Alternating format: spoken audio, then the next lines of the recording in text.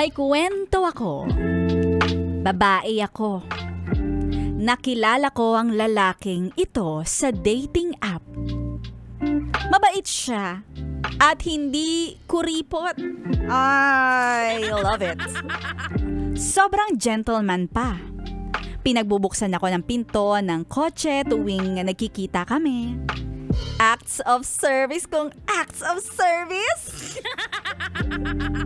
Soft-spoken pa. Malala mag-boost ng confidence. Mapagbigay at effort kung effort. In short, bet mo. Kaya masasabi ko talaga na siya na ang hinahanap ko sa isang lalaki. Ngayon, almost 5 months na kami na sa tingin ko ay sapat na para masabi ko na kilala ko na talaga siya. Hindi ka sure? Very mature ang mindset, kaya feeling ko, siya na talaga.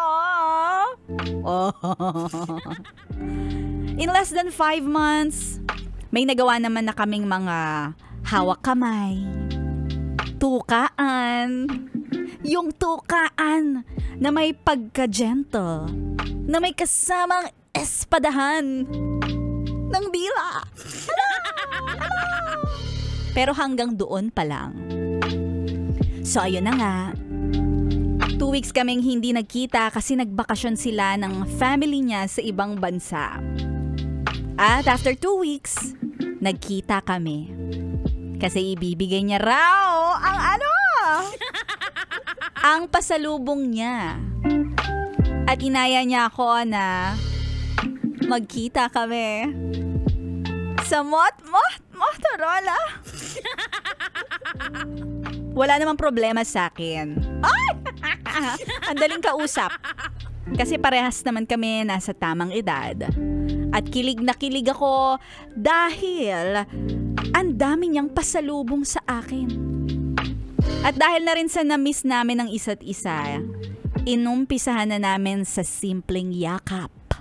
Hanggang sa umabot sa hagisan ng damit. Hindi naman bago sa akin ang karanasang ito at nagawa ko na sa dati kong nobyo. Pero ang tagal na rin kasi nang uhuling ganito katindi ang ganti sa bawat paghaplos. Grabe, hindi ko ma-explain. Sinasamba niya na ako hanggang sa marating na ang rurok ng kaligayahan at katagumpayan. At nang ako na ang sasamba sa kanya, medyo nanibago ako at nag-adjust pa.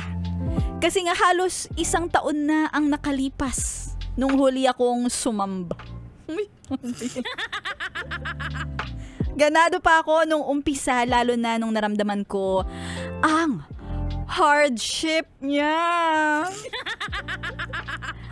Halos kalahating oras akong nakanganga sa kakahintay ng fountain. Pero pinalagpas ko muna, baka pinipigilan niya at baka ayaw niya pang tapusin. Hanggang lumipas na ang 1 oras. At wala pa rin pasabog si kuya. Nawalan na ako ng gana. Baka sa hingal ay hindi ko pa kayanin at maging kwento na lang ako bukas. Tinanong ko siya kung matagal ba talaga at inamin niya sa akin na nahihirapan daw siya na ibigay ang sorpresa. Sinubukan namin ulit, kaso ganun pa rin talaga. At hindi naman sa iyon ang habol ko sa kanya. Wala naman akong question. Sana lang maibalik ang kabutihan ko o kabutihan niya sa akin sa pamamagitan ng pagbibigay ng mga ngiti sa kanyang labi. Ay!